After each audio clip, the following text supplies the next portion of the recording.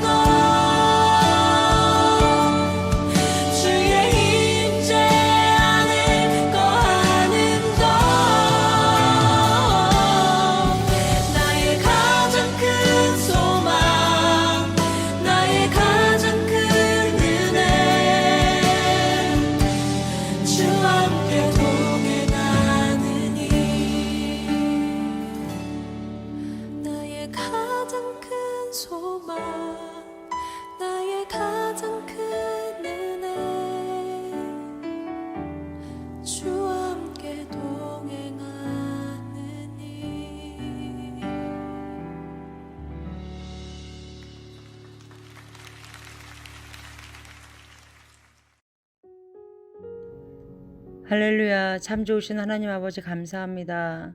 오늘 이 시간 우리에게 기도할 수 있는 특권을 허락하신 것에 감사합니다. 지난 한 주간도 정말 저희들 입으로만 주여 주여 한 것이 아닌지, 진심으로 예수 그리스도의 모습으로 예수 그리스도의 향기를 드러내며 살았는지 이 시간 회개하며 한 걸음 더 주님 앞에 나아가길 원합니다. 고난받기 전에는 귀로만 주를 보았으나 이 고난으로 주를 바라봅니다 라고 고백하는 욥처럼 이 시간 주님께 온전히 회개하며 나아가는 시간 되게 하여 주시옵소서. 험난한 곳을 평탄케 하시기를 원하시는 사랑의 주님, 주님 앞서가셔서 우리의 삶을 평탄케 하여 주시옵소서.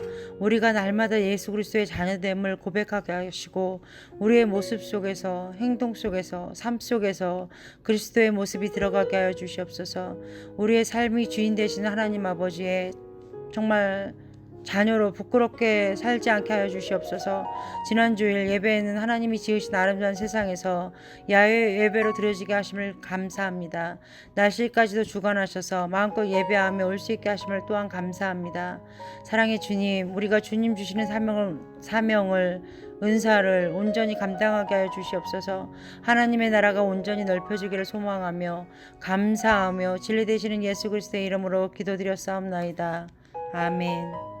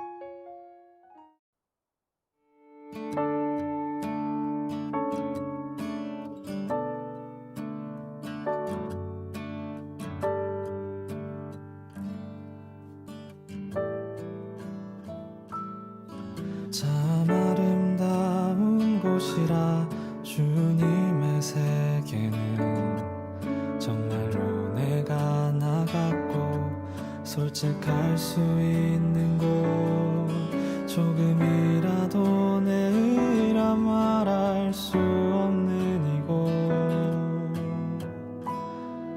이곳은 바로 주님의 세계라.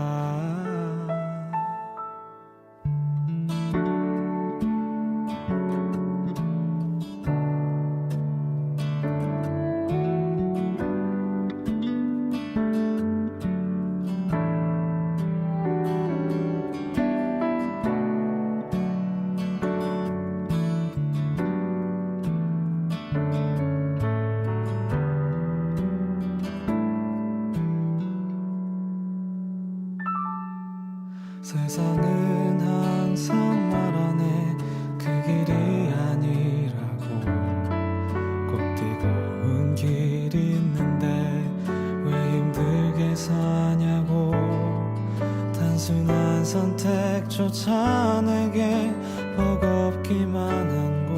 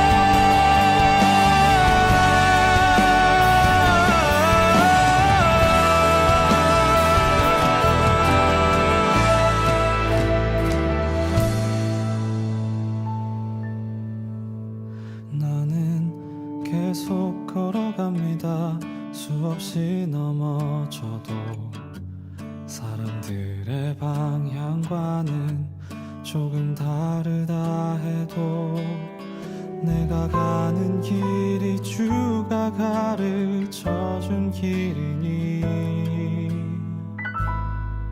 이곳은 바로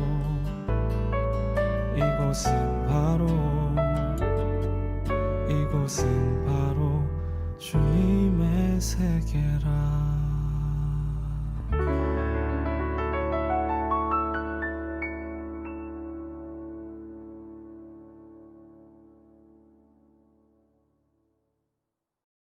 오늘은 창세기 37장 1절에서 11절 말씀을 가지고 같이 은혜를 나누기를 원합니다. 오늘 제목을 이렇게 정했습니다. 사랑과 꿈을 먹고 자란 요셉이라 이렇게 제목을 정해봤습니다.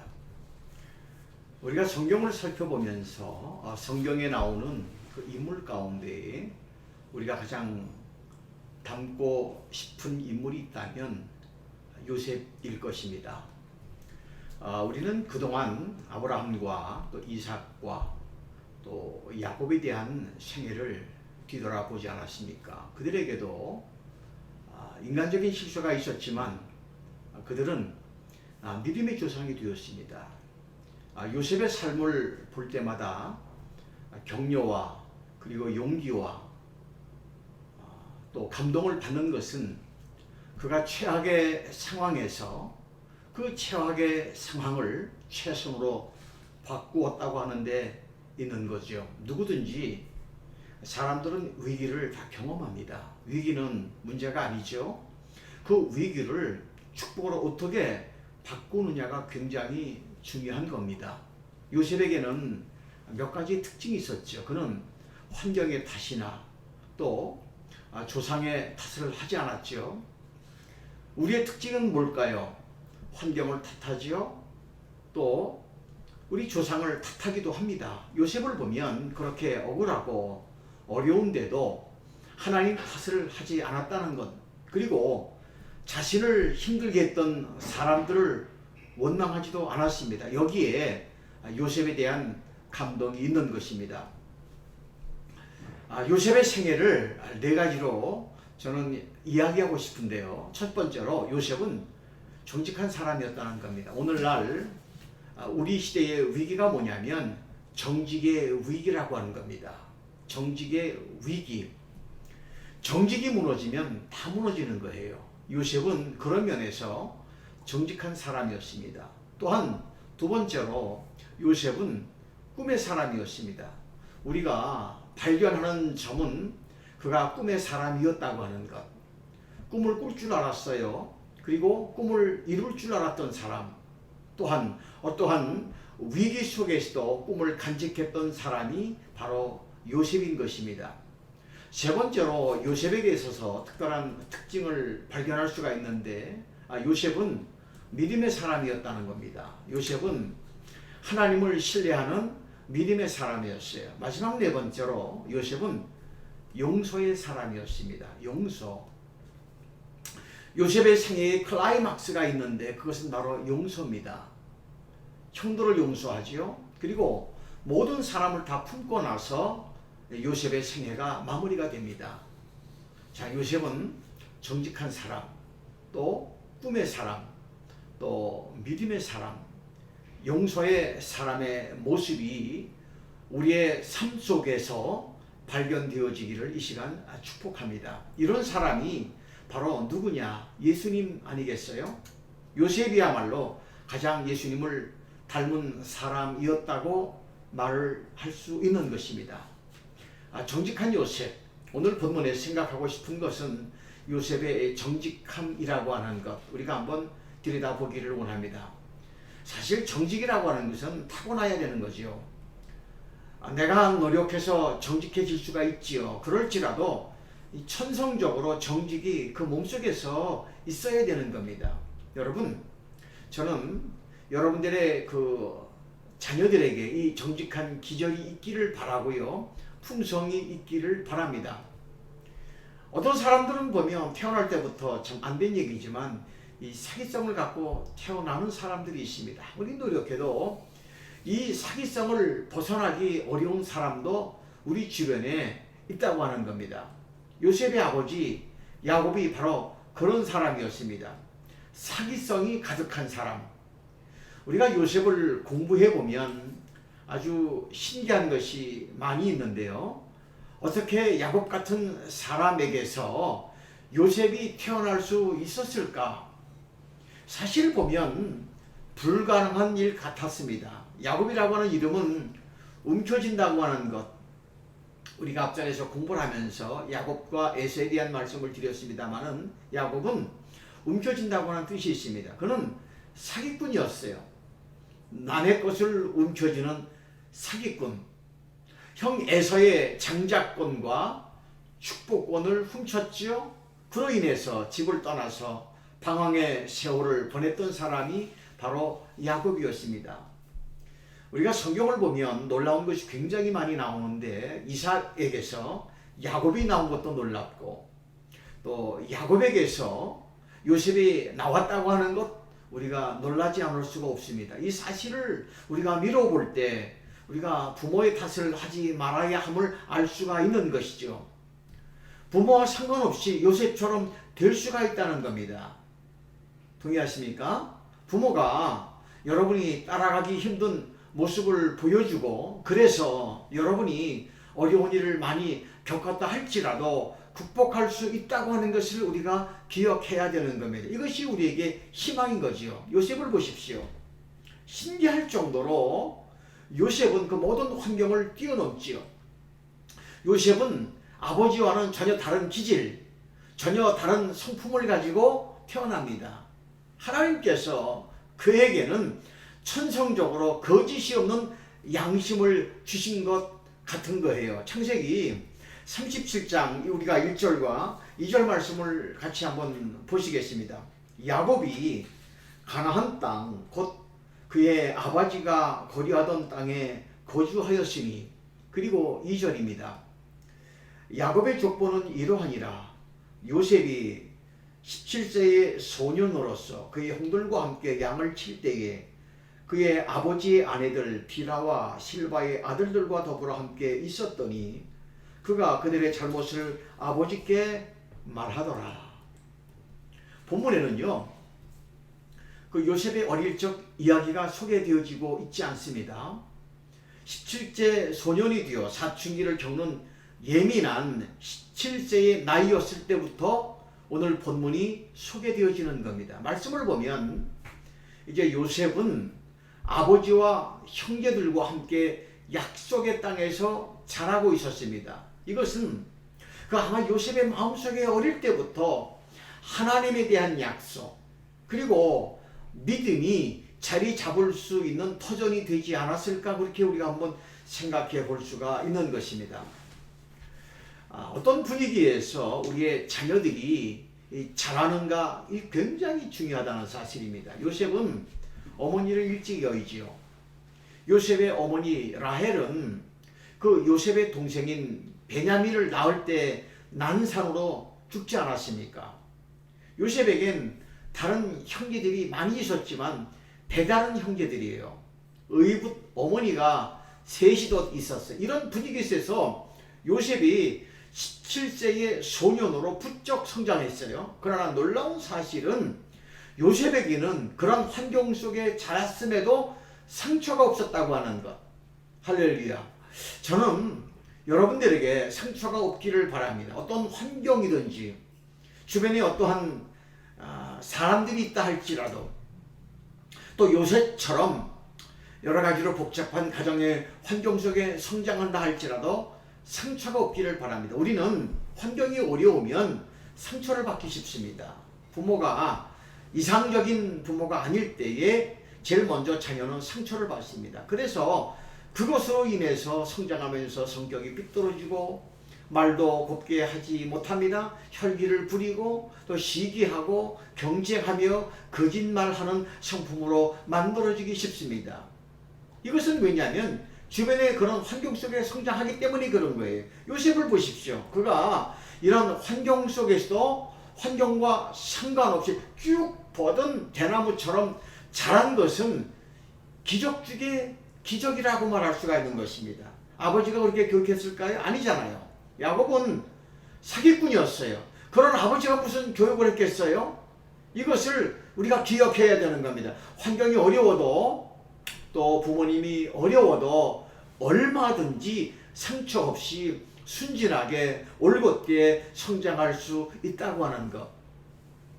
오늘 읽었던 본문 말씀 우리가 1절과 2절 말씀을 다시 한번 보시도록 하겠습니다. 야곱이 가나안 땅 곧 그의 아버지가 거류하던 땅에 거주하였으니 2절 다시 한번 볼게요. 야곱의 족보는 이러하니라. 요셉이 17세의 소년으로서 그의 형들과 함께 양을 칠 때에 그의 아버지의 아내들 비라와 실바의 아들들과 더불어 함께 있었더니 그가 그들의 잘못을 아버지께 말하더라. 요셉의 특징 중에 하나가 뭐냐면 불의와 거짓을 용납하지 못한다는 것. 이게 바로 요셉에게서 찾아볼 수 있는 아주 좋은 특징입니다. 불의와 거짓을 용납하지 못하는 거예요. 요셉은 그 비라와 그의 아들들과 함께 양을 치지요. 그런데 그 배다른 형제들이 불의한 일을 행한 것을 목격한 요셉은 못 본 척하지 않고 아버지께 모두 일러 바치지요. 어떻게 보면 고자질이고 남자로서의 의리 없는 행동이라고 얘기할 수가 있습니다.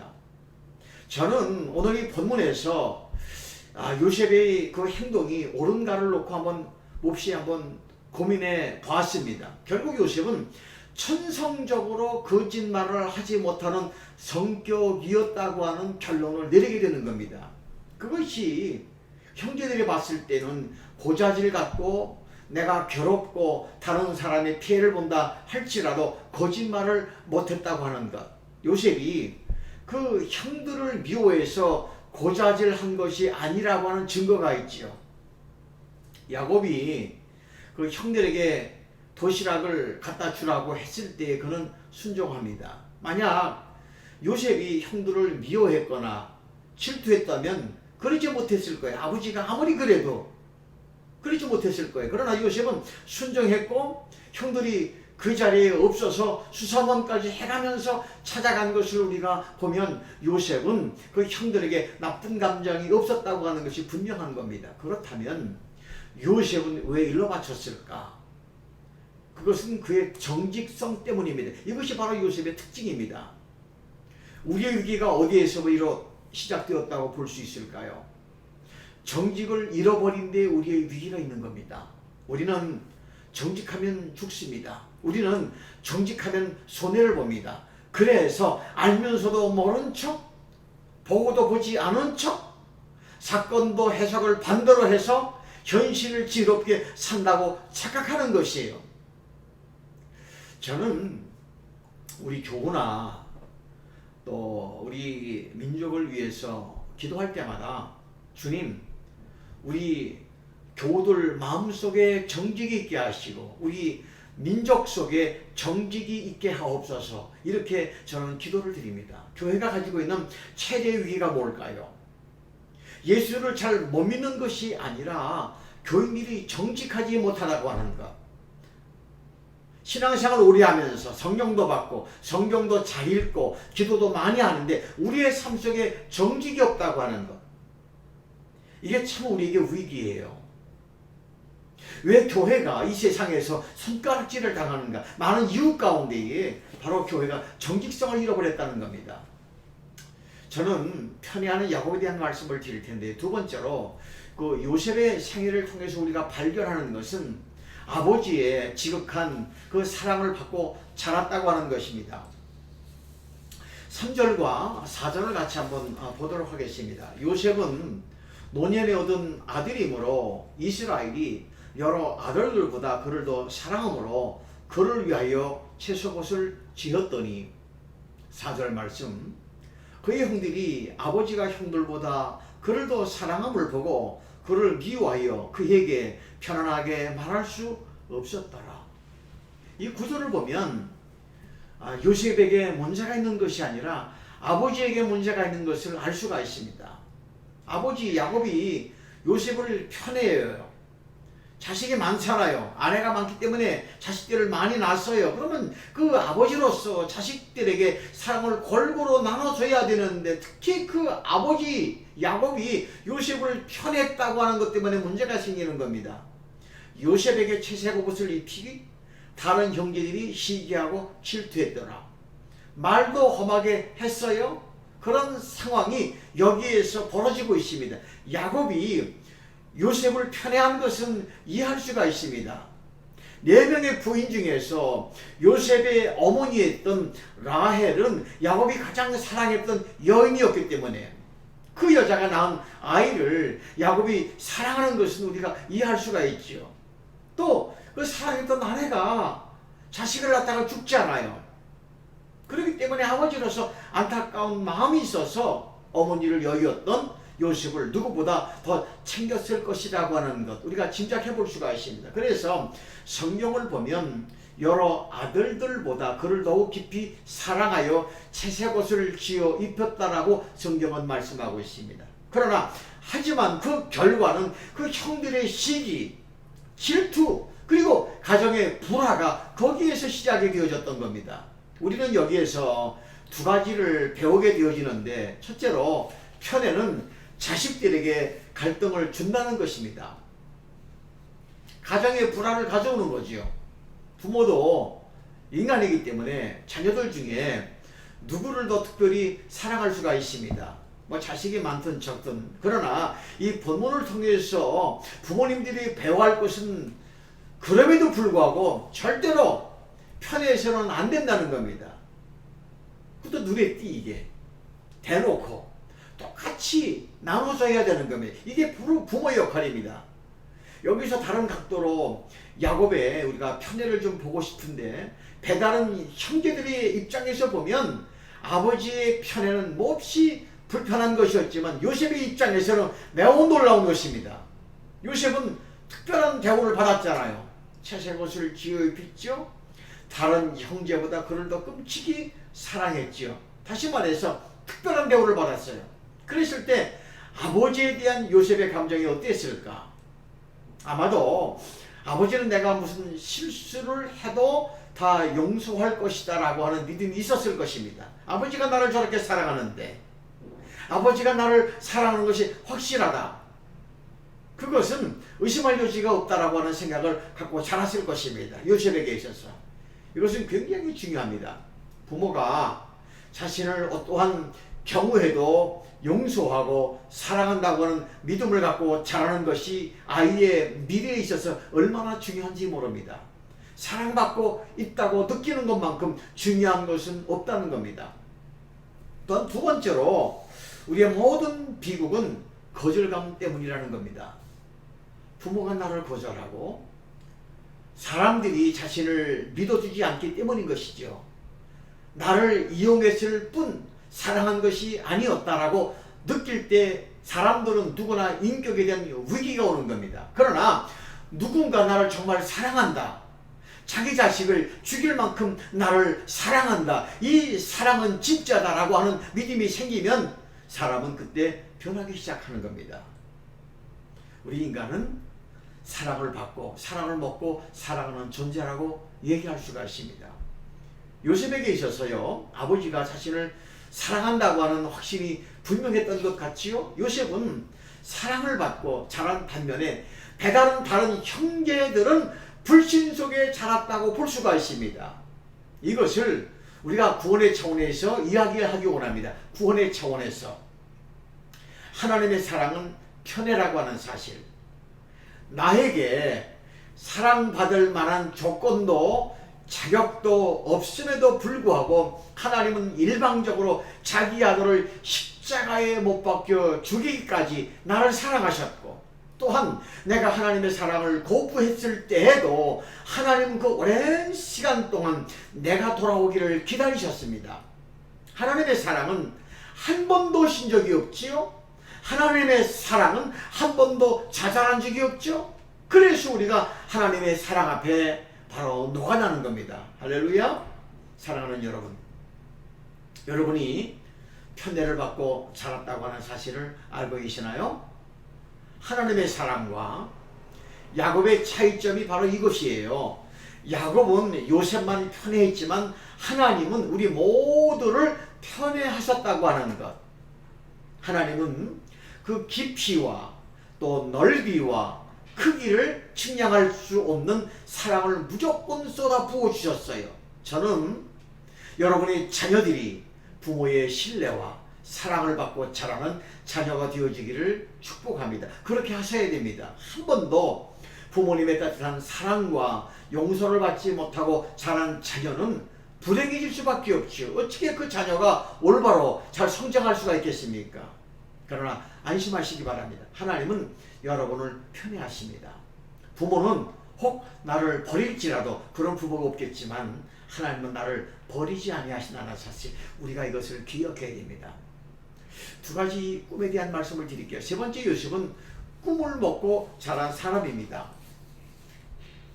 이것이 소년 시절에 바로 특징 아니겠어요? 요셉은 정직하게 자랐지요. 사랑을 받고 자랐으며, 그리고 세 번째로 꿈을 먹고 자랐습니다. 긴 말씀이지만 5절에서 10절까지의 말씀을 같이 한번 쭉 읽어보도록 하겠습니다. 5절은 제가 한번 읽겠습니다.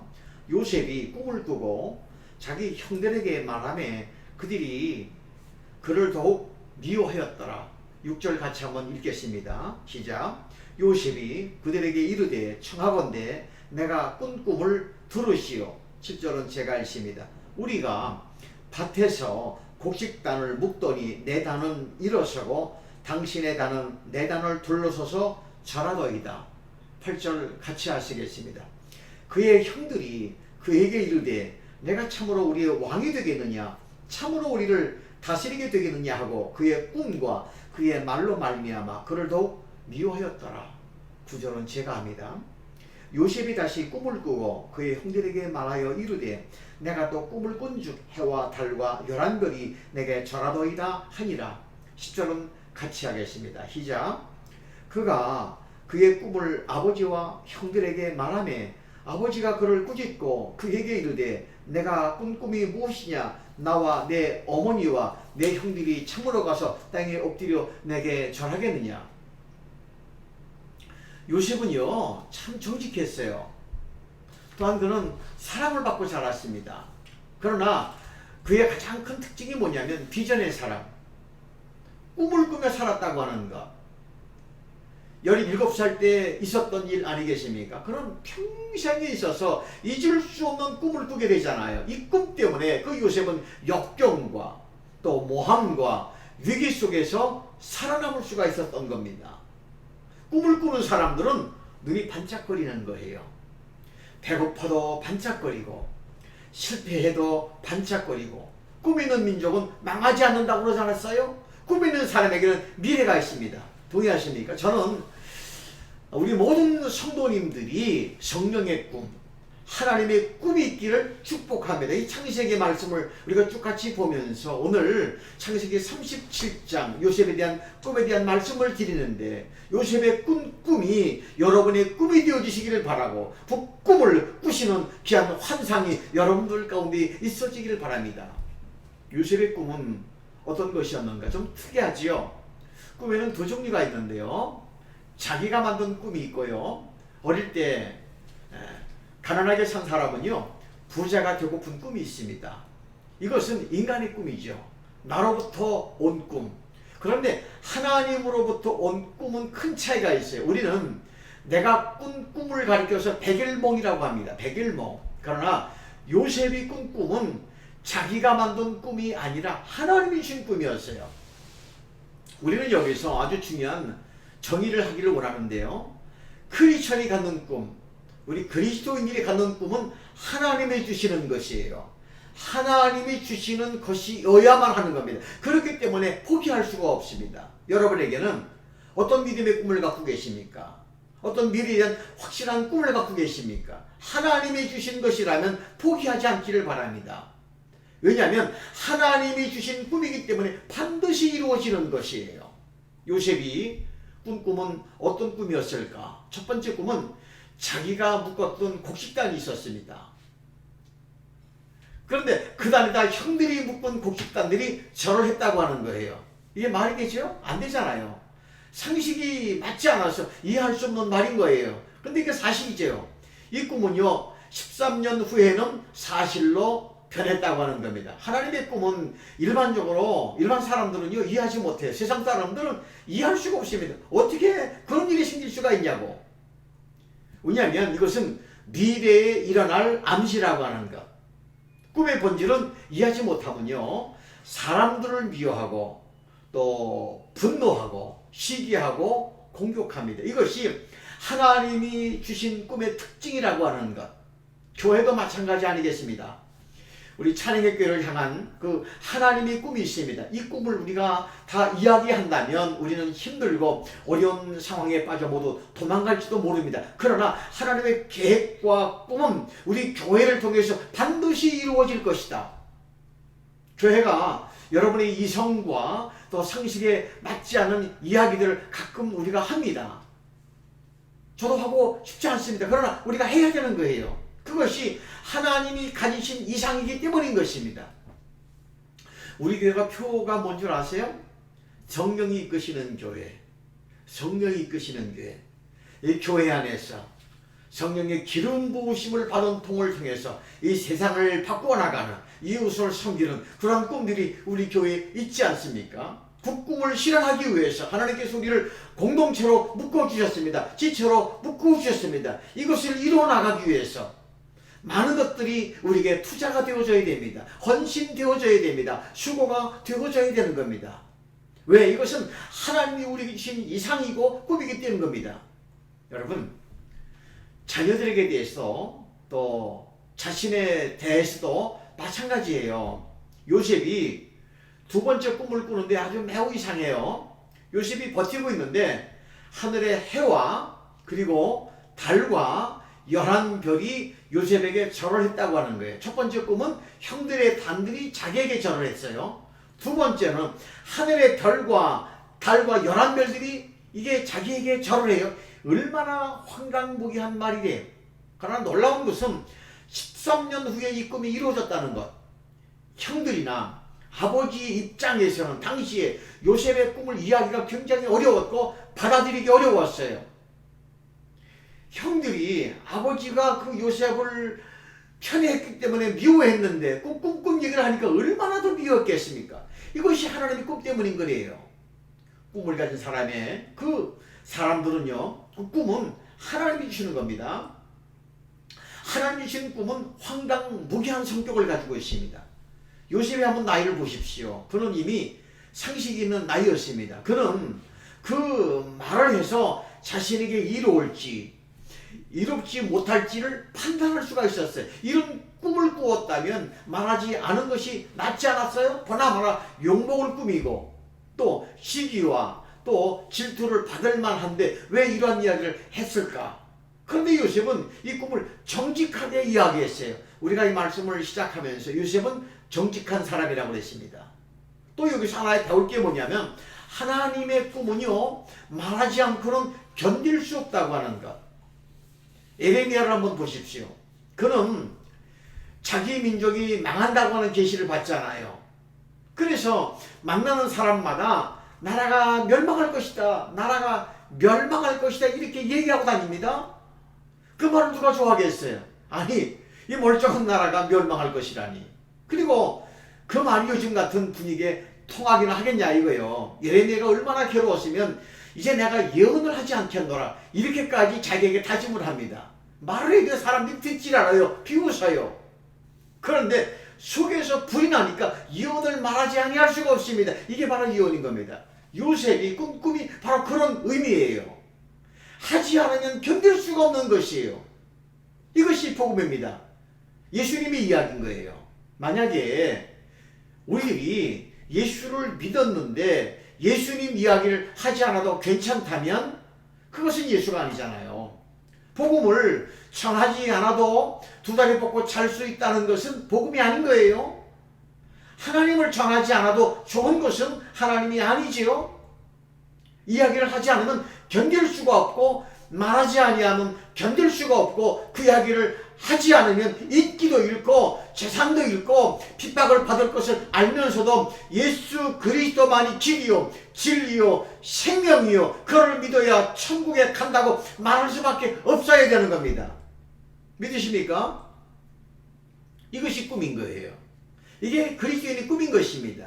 그 요셉의 꿈이 바로 우리 꿈이어야 되는 겁니다. 여러분의 상식에 맞고 다른 사람의 상식에 맞는 꿈은 그냥 상식입니다. 그러나 우리가 요셉을 꿈의 사람이라고 말할 때에 그는 타협할 수 없는 꿈, 또 지울 수 없는 꿈, 말하지 않으면 안 되는 꿈을 받았다고 하는 것을 의미하는 것입니다. 여러분, 하나님이 주신 꿈은 날이 갈수록 선명해지는 것입니다. 이것이 특징인 것이죠. 여러분이 예수를 처음 믿었을 때 그 감격은 시간이 지난다고 해서 그 감격이 우리 속에서 없어지지 않잖아요. 날이 갈수록 그 감동은 새롭게 다가옵니다. 하나님이 주신 것이기 때문에. 여기서 발견하는 것이 있죠. 꿈 이야기를 하면 사람들이 환영하지 않는다는 것. 이것이 하나님의 꿈의 특징인 것입니다. 청들도 비판하고 아버지도 비판합니다. 비판을 넘어서 미워하게 되어집니다. 결국 팔려가잖아요. 하나님의 꿈을 가진 사람은 외로울 수밖에 없는 것입니다. 하나님의 꿈을 가진 사람들은 어떤 면에서는 거부를 당합니다. 그럼에도 그 꿈을 갖고 살아가는 것이 그의 뜻 아니겠습니까? 노아는 방주를 짓는 꿈을 꾸잖아요. 뭐 바다에다가 방주를 지으면 누가 뭐라고 그러겠어요? 산에다가 방주를 지었으니 아무도 이해할 수가 없잖아요. 배 같은 모양도 아니고 이상하게 생긴 것을 지으니 아무도 그 용도를 몰랐어요. 산에 가서 잣나무를 베어다가 뭐지 운막같이 지었는지 오두막같이 지었는지 사람들이 보면서 아니 배를 지으려면 바다에다 지어야지 저 산꼭대기에다 지었단 말이에요. 아라랏산 우리가 아시잖아요. 노아만이 그런데 그 꿈을 가지고 몇백 년 동안 방주를 지었습니다. 아브라함은요 그 믿음의 조상이 되는 꿈을 가지고 있었습니다. 이런 면에서 여러분들은 무슨 꿈이 있으십니까? 여러분이 만든 꿈이 아닌 하나님이 주신 꿈, 새하늘과 새 땅의 꿈, 세상이 변화되어지는 꿈, 하나님께서 여러분들에게 주신 꿈은 과연 어떤 것일까요? 사람은 밥이 아니라 꿈을 먹고 사는 존재입니다. 믿으십니까? 동물의 특징은 비전이 없다는 거예요. 꿈이 없어요? 비전이 없다면 우리는 동물과 같습니다. 먹고 자고 쾌락을 누리고 물질에 만족하는 것, 그 이상도 그 이하도 아닌 아무것도 아닌 거예요. 죽는 순간까지도 바로 꿈을 이야기할 수 있는 꿈의 사람, 믿음의 사람, 그리고 환상의 사람은 미래가 열리는 겁니다. 세상을 변화시키는 사람이 되어지는 겁니다. 예수님은 십자가를 지는 꿈을 갖고 계셨어요. 십자가를 지실 때 예수님은 어떻게 하셨죠? 거부하지 않으셨어요? 십자가 앞에 당당히 나가셨습니다. 그리고 십자가를 지셨기에 온 인류를 구원하시지 않았습니까? 하나님의 음성을 듣지 못하는 이유가 있어요. 내 목소리가 크면요 다른 사람의 목소리가 들리지 않습니다. 내 생각, 내 꿈, 내 계획이 많은 사람은 하나님의 음성을 듣기가 어려운 것입니다. 그러나 자기 것을 포기하면 하나님의 음성을 듣게 되어진 겁니다. 같이 우리가 기도하시겠습니다. 하나님 아버지, 우리 사랑하는 성도님들이 요셉처럼 정직의 사람, 꿈의 사람, 용서의 사람으로 변화되게 하옵소서. 성도들의 삶에 꿈이 가득 차 있는 영광이 있게 하옵소서. 우리가 창세기를 같이 보면서 오늘 37장까지의 말씀을 보게 되었습니다. 혹시 우리의 삶에 희망을 잃고 꿈을 상실한 사람, 오늘 하나님이 주신 그 꿈이라면, 비전이라면 다시 꾸고 그 비전을 향하여 달려가는 성도가 되게 하옵소서. 우리에게는 희망이 있습니다. 소망이 있습니다. 미래가 활짝 열리는 일들이 우리 앞에 분명히 다가올 줄 기대합니다. 축복하며 예수님 귀한 이름으로 기도합니다.